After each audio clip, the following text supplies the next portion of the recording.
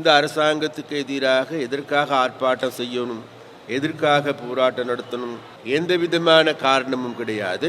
கடந்த காலங்களில் இந்த லஞ்ச ஊழல் மோசடி, அதே நேரத்தில் இந்த போதை மாப்பியாக்களுக்கு பின்னால இருக்கின்றவர்கள் அரசியல்வாதிகள், இந்த அரசியல்வாதிகளும் இவர்களுக்கு பின்னால் இருக்கின்றார்கள். அதனால் அந்த அரசியல்வாதிகளுக்கு இன்னைக்கு தாங்களுக்கு ஒரு பெரிய அனர்த்தம், ஆபத்து ஏற்பட்டிருக்கின்றது. அந்த அனர்த்தத்திலிருந்து, ஆபத்திலிருந்து தங்களை மீட்டுக் கொள்வதற்காக அரண்டவன் கண்ணுக்கு இரண்டதெல்லாம் பேயின மாதிரி அந்த ஒரு நிலைமைக்கு இன்றைக்கு 21ஆம் தேதி நடைபெறுகின்ற போராட்டம் மாறி இருக்கின்றது. இந்த அரசாங்கம் என்பது மனசாட்சி உள்ள அரசாங்கம் என்று மக்களுக்கு தெரியும். அந்த மனசாட்சி உள்ள அரசாங்கத்திற்கு எதிராக மக்கள் இதை பெருசாக கருத்தில் கொள்ள போவதில்லை. அவர்கள் வேண்டுமென்றால் போராடட்டும், போராடி பார்க்கட்டும். இது எதிர்வரும் காலங்களில் என்ன நடக்கும்.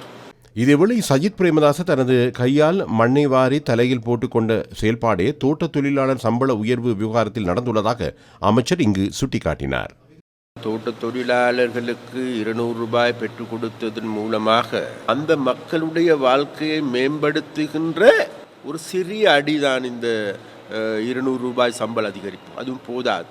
அந்த 200 ரூபாயை அரசாங்கத்தால் வழங்கப்படுகின்ற போது அதற்கு எதிராக சஜித் பிரேமதாஸ் அவர்கள் வழக்கு தாக்கல் செய்வாராக இருந்தால், அதற்கு எதிரான சட்ட நடவடிக்கை எடுப்பாராக இருந்தால், அது வேறு எதுவும் அல்ல. இன்றைக்கு மலையக முழுவதும் இடம்பெறுகின்ற நிகழ்வுகளை பார்க்கின்ற பொழுது தனது கையால் மண்ணவாரி தன்னை தலையில் போட்டுக்கொண்ட நிலைமையில தான் இன்றைக்கு சஜித் பிரேமதாசனுடைய நிலைமை இருக்கும். மலையக மக்களை, விசேடமாக தமிழ் மக்களை முற்றாக இழந்து போன ஒரு கட்சியாக மாற்றமடைந்திருக்கின்றார்கள். தோட்ட தொழிலாளர்களுக்கு 200 ரூபாய் பெற்றுக் கொடுக்கப்பட வேண்டும். அதுவும் போதாது. எதிர்வரும் காலங்களில் அதைவிட கூடுதலாக அதிகரிக்கப்பட வேண்டும் என்பதுதான் எங்களுடைய நிலைப்பாடு.